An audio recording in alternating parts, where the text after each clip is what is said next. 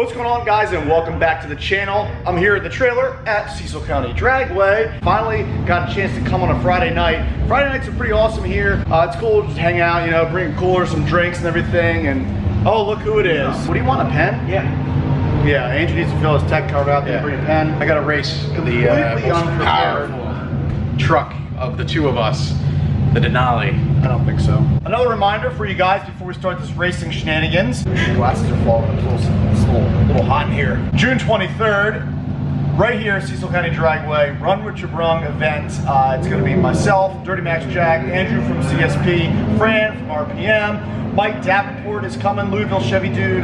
We got a couple other cool YouTubers coming as well. Diesel's Unlimited and Lime Ridge Auto is also going to be here.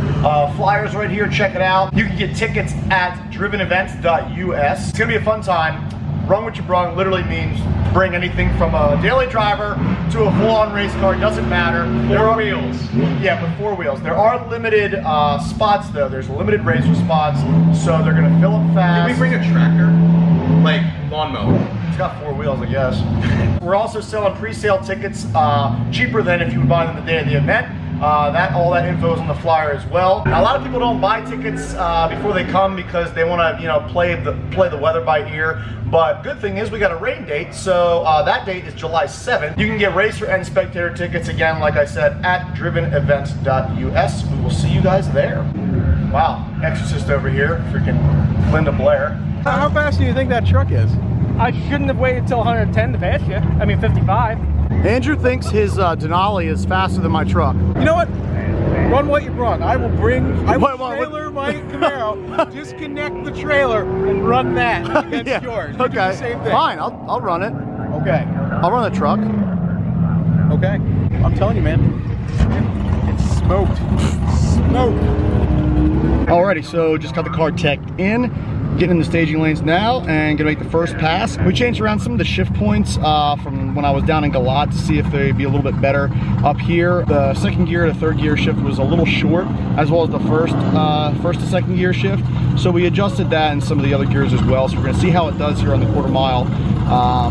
If it feels good, I'm gonna go for it, but if it doesn't feel good, I'll just let it off so I don't, you know, waste a pass. So when I run this car, I have street tires in the front, so I don't like to go through the water box because that drags water onto the track.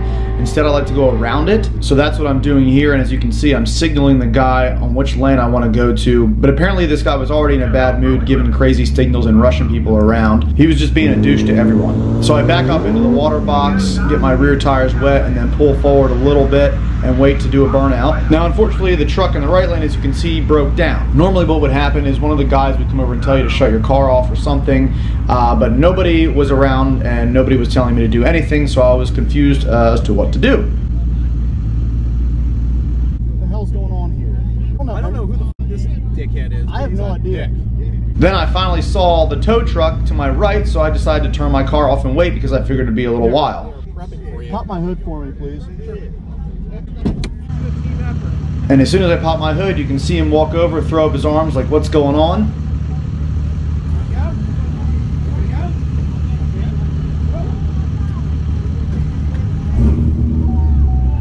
Hey, get me in the water box. Go ahead, back up a little bit. So I back up into the water box again to get my tires wet for a burnout, and he just stands there and waits. Meanwhile, I'm ready. Probably about 15 seconds, 20 seconds goes by. I have no idea what's going on. Still waiting. Now he's on his cell phone. If this guy was so adamant about me saying, let's go, well, I'm gonna do a burnout and go. And as soon as I start my burnout, he comes over, looks at me, doesn't do anything, and finally signals me at the end of my burnout.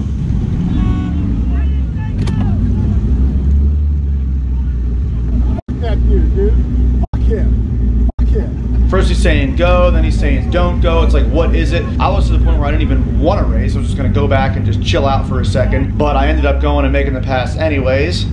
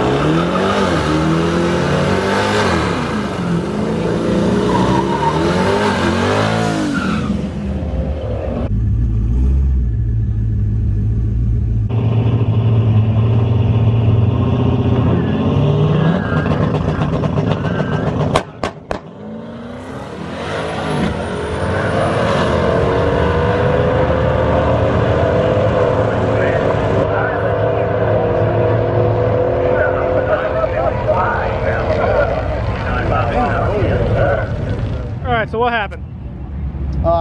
It's a good pass. Trapped pretty high. Yeah. 150 almost. I'm also going to raise the two-step too. Yeah, the two-step is a little low. Yo, dickhead, how'd it go? Pretty good. I'm gonna raise the two-step as well. Oh yeah, I was saying that to Dirk. Okay, you need to put the two-step up a little bit. And it's fast as 60 foot. As fast as 8. I mean, not as fast as. Well, I'm gonna need a parachute in about 0.5 miles an hour more. Dude, it's perfect. Oh my God, the ships are so fucking perfect. They're everything that I want. So your intake air temps, the blower temps, start at 140 and end at 149. So that intercooler is putting in some serious work. But that's probably why it went slower too. It probably would have trapped 150. Yeah, if we had cooler weather, it would be. Yeah, it would do much better. 7th gear held fine. No issue. That's not 7th. That's 6th. Oh, you revved it out. I forgot. We changed the shift points. We revved the gears out longer so to avoid hitting 7th gear. Hey. It has another 10-15 miles per hour in 6th gear. Oh hell yeah, that's good. That's a good log. That's a good fun. Yeah, very good. All right, so what's the plan? Plan is to race Andrew. Not that it's really going to be a race, but I was like, yeah, you know, let's run together. But he's actually doing really well in his Denali. And as far as this car goes, we bumped up the boost a little bit, maybe 1 or 2 pounds. And I also raised the two-step in the last pass. So, let's see what happens.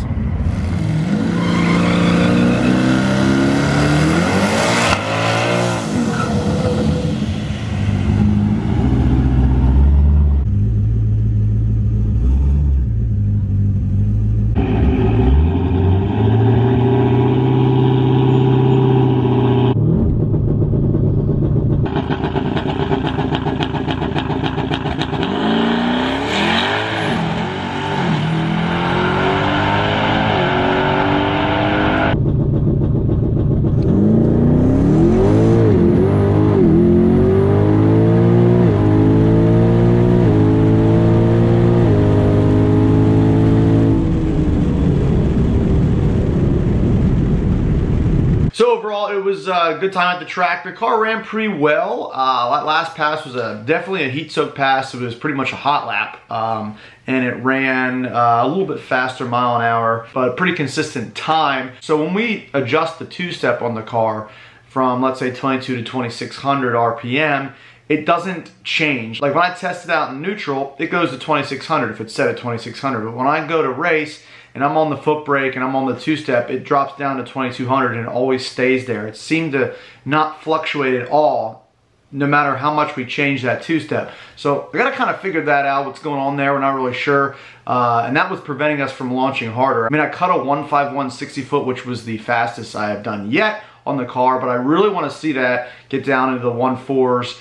I mean, a 1.3 would be awesome, but at least cut another tenth off that would be nice. The car's shifting really well. Now, we're not making 1100 horsepower like we were. I'm only probably making around 950 somewhere, maybe a little more. We're also avoiding 7th gear. I don't know if you guys noticed. Since adjusting the shift points and having it rev out more, we're actually not even shifting into 7th gear at the end of the track because the 6th gear will rev out somewhere close to 160 miles an hour, and I was at about 150. 7th gear is the weakest gear we found in the transmission, so being able to avoid that is good. Now, good news is I've talked to a company about actually building this trans, so I'm really excited for that. Probably after the event on June 23rd, maybe then I'll build the trans, because the car will be down for a little while. Obviously, got to take the whole transmission apart and everything, so it's going to take a little bit of time, and I don't want to do it right now when I have an event and everything coming up, especially like Camaro Fest coming up in July as well. But you know, all in all, the car did good. It trapped its highest mile per hour yet, literally a tenth of a mile an hour away